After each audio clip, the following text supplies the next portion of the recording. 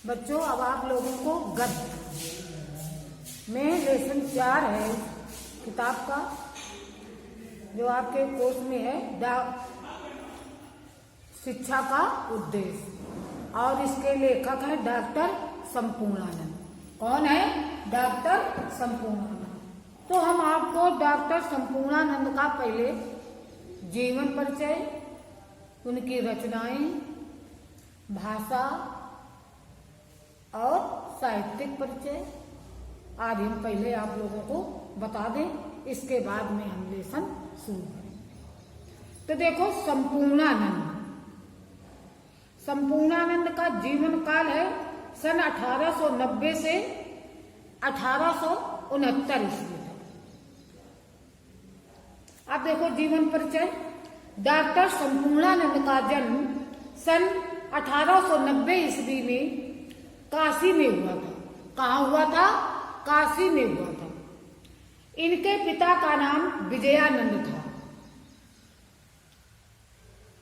इन्होंने बनारस से बीएससी तथा इलाहाबाद से एलटी की परीक्षाएं उत्तीर्ण की। संपूर्णानंद जी ने स्वाध्याय से अंग्रेजी और संस्कृत भाषाओं के साथ साथ दर्शन, धर्म, संस्कृत, ज्योतिष आदि का विस्तृत ज्ञान प्राप्त किया। वे काशी, वृंदावन और इंदौर के विद्यालय में अध्यापक पद पर कार्यरत रहे। भारत के स्वाधीनता संग्राम में भाग लेने के कारण इनको जेल भी जाना पड़ा। ये उत्तर प्रदेश के शीर्षस्थ नेताओं की पंक्ति में प्रतिष्ठित हुए और राज्य के शिक्षा मंत्री, गृह मंत्री, मुख्यमंत्री तथा राजस्थान के राज्यपाल भी रहे। राजनीति में सक्रिय रहते हुए इन्होंने प्रचुर मात्रा में उच्च कोटि के साहित्य का सृजन किया। कुछ समय तक इन्होंने अंग्रेजी की टुडे तथा हिंदी की मर्यादा पत्रिका का संपादन भी किया। अंग्रेजी की टुडे है और हिंदी की मर्यादा पत्रिका का संपादन भी किया। 10 जनवरी सन 1969 ईस्वी को इनका निधन हो गया। समझ में आया? इसके बाद साहित्यिक परिचय। डॉक्टर संपूर्णानंद भारतीय दर्शन और संस्कृत के प्रकांड विद्वान थे। इनका संस्कृत, अंग्रेजी और हिंदी तीनों भाषाओं पर अच्छा अधिकार था। ये उर्दू एवं फारसी के भी अच्छे ज्ञाता थे। विज्ञान, दर्शन, योग, इतिहास, राजनीति आदि विषयों में इनकी गहन रुचि थी। ये एक सुप्रसिद्ध राष्ट्रभक्त एवं स्वतंत्रता सेनानी भी थे। सन 1936 ईस्वी में ये प्रथम बार विधानसभा के सदस्य चुने गए तथा सन 1937 ईस्वी में उत्तर प्रदेश के शिक्षा मंत्री बने। सन 1940 में इन्हें अखिल भारतीय हिंदी साहित्य सम्मेलन का सभापति निर्वाचित किया गया। हिंदी साहित्य सम्मेलन ने इनकी कृति समाजवाद पर इनको मंगला प्रसाद पारितोषिक प्रदान किया तथा साहित्य वाचस्पति की उपाधि से सम्मानित भी किया। ये काशी नागरी प्रचारणी सभा के अध्यक्ष एवं संरक्षक भी थे। सन 1962 ईस्वी में इन्हें राजस्थान का राज्यपाल बनाया गया।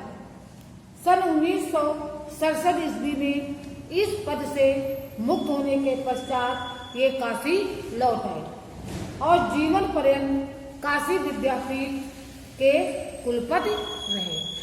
अब इनकी कृतियां या रचनाएं देखो। निबंध संग्रह चिद्विलास, पृथ्वी से सप्तर्षि मंडल, ज्योतिर्विनोद, अंतरिक्ष यात्रा और इसके बाद और इन्होंने फुटकर निबंध भी एक आध लिखे हैं, जैसे जीवन और दर्शन। जीवनी में देशबंधु चित्तरंजन दास, महात्मा गांधी, दो है इनकी जीवनी, देशबंधु चित्तरंजन दास और दूसरी है महात्मा गांधी। फिर है राजनीति और इतिहास, चीन की राजक्रांति, मिस्र की राजक्रांति, समाजवाद, आर्यों का आदि देश, सम्राट हर्षवर्धन, भारत के देसी राज आदि। धर्म में गणेश और संपादन में मर्यादा, ये मासिक पत्रिका है, और टुडे अंग्रेजी की दैनिक पत्रिका है।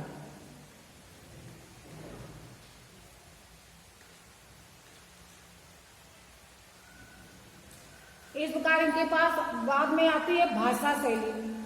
संपूर्णानंद जी की भाषा सामान्यतः शुद्ध साहित्यिक भाषा है। इनकी भाषा में संस्कृत की तत्सम शब्दावली की प्रधानता है। इसका रूप शुद्ध परिष्कृत और साहित्यिक है। शैली, संपूर्णानंद जी ने अपनी रचनाओं में निम्नलिखित शैलियों का प्रयोग किया है। नंबर 1 है विचारात्मक शैली। संपूर्णानंद जी के निबंधों के विषय प्रायः गंभीर होते हैं, अतः उनकी शैली अधिकांशतः विचारात्मक है। फिर है गवेषणात्मक शैली। अगली शैली, इनके धर्म दर्शन और आलोचना संबंधी निबंधों में गवेषणात्मक शैली के दर्शन होते हैं। फिर है व्याख्यात्मक शैली। संपूर्णानंद जी ने विषय की स्पष्टता के लिए अनेक स्थलों पर व्याख्यात्मक शैली का प्रयोग किया है। इस शैली की भाषा सरल, संयत, शुद्ध और प्रवाहमयी है। अब आ गया आखिरी में हिंदी साहित्य में स्थान, तब जाकर आपकी जीवनी समाप्त होगी। डॉक्टर संपूर्णानंद हिंदी के प्रकांड पंडित, कुशल राजनीतिक, मर्मज्ञ साहित्यकार, भारतीय संस्कृत एवं दर्शन के ज्ञाता, गंभीर विचारक तथा जागरूक शिक्षाविद आदि के रूप में जाने जाते हैं। डॉक्टर संपूर्णानंद जी का हिंदी के गंभीर लेखकों में शीर्ष स्थान है। अब आपका ये जीवन परिचय हमने पूरा बता दिया। जीवन परिचय बताया, साहित्यिक परिचय बताया, रचनाएं बताई, भाषा शैली बताई और साहित्य में स्थान। ये आप लोग लिख करके आप लोगों को याद करना है। अब आपका लेसन आता है शिक्षा का उद्देश्य। तो आपको हम बता दें कि शिक्षा का उद्देश्य क्या है। इसके बाद आप लेसन स्वयं भी पढ़ सकते हैं। तो देखो, प्रस्तुत निबंध शिक्षा का उद्देश्य संपूर्णानंद जी के निबंध संग्रह भाषा की शक्ति से संकलित है। ये शिक्षा का उद्देश्य कैसे लिया गया है? भाषा की शक्ति से। ये आपको याद रखना है। प्रस्तुत निबंध शिक्षा का उद्देश्य संपूर्णानंद जी के निबंध संग्रह भाषा की शक्ति से संकलित है।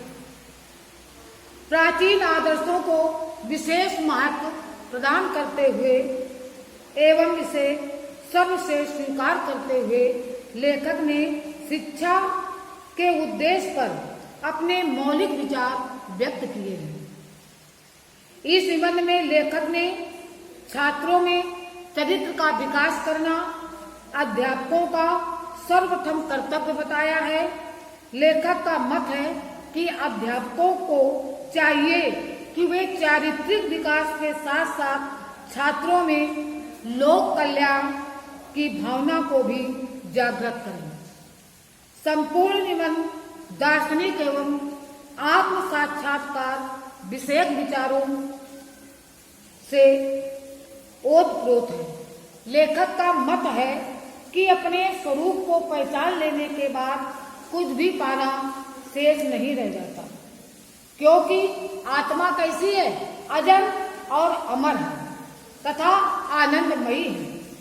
लेखक के आत्म साक्षात्कार के लिए योगाभ्यास को उपयोगी बताया है, जिसे एकाग्रता के माध्यम से प्राप्त किया जा सकता है। लेखक ने प्रस्तुत निबंध में निष्काम कर्म एवं चित्त की उदारता पर भी बल दिया है। चित्त को क्षुद्र वासनाओं से ऊपर उठाने की दृष्टि से लेखक ने प्रकट निरीक्षण, साहित्य, संगीत आदि के उपयोग को भी हितकर बताया है।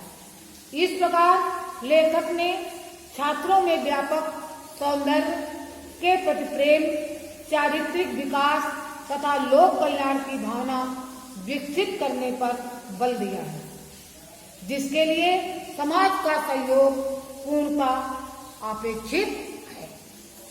ये आपको इतना आप लोगों को हमने बता दिया कि शिक्षा का उद्देश्य क्या है।